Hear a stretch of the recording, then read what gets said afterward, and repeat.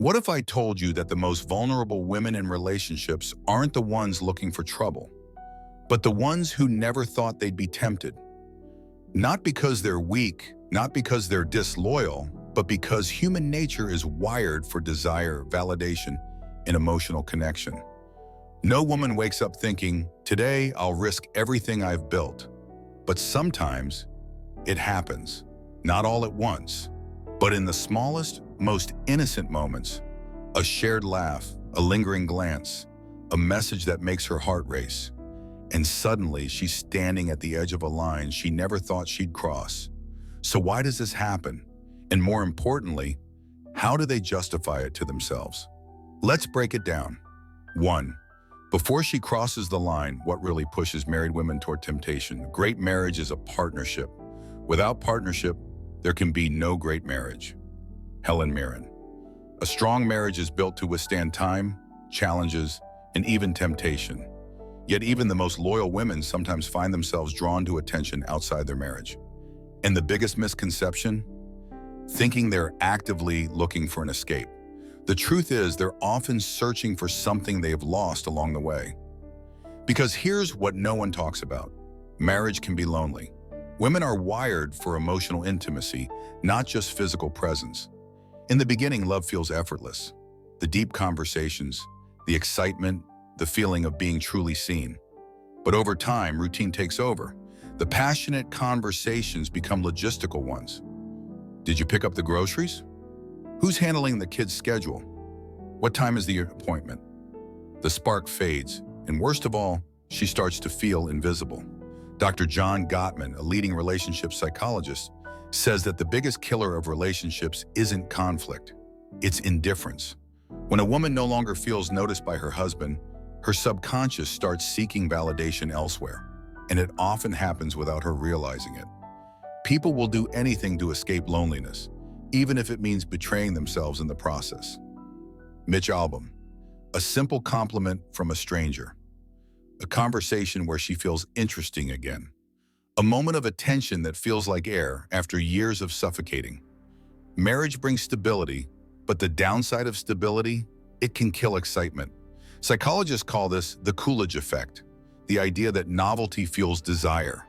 People, both men and women, are naturally drawn to the excitement of the unknown.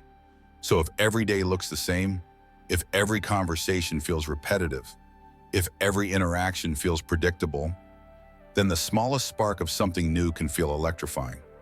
Not because she doesn't love her husband, not because she is disloyal, but because she misses the thrill of feeling wanted. We don't just want love, we want to be chosen, over and over again. F. Scott Fitzgerald. When a woman feels pursued, when she senses desire from someone new, it reminds her of a version of herself she thought she had lost. The confident version, the desirable version. And even if she never intends to cross a line, she starts walking closer to it, because in that moment, she feels alive again. 2. The lies we tell ourselves. How rationalization leads to betrayal. The mind will always find a way to justify what the heart has already decided. Anonymous. No married woman wakes up and says, I think I'll betray my marriage today. That's not how it happens. It's a slow, gradual process. And every step along the way is rationalized long before any real damage is done. Because the truth is, guilt is heavy. And if the mind can find a way to justify an action, guilt disappears. So how does this happen? How do married women convince themselves that what they're doing isn't wrong? At first, everything feels harmless. It's just a little attention. What's the harm? I'm just talking to him. It's nothing serious. It's not like I'm cheating. I just enjoy the attention. The human mind is a master of self-deception.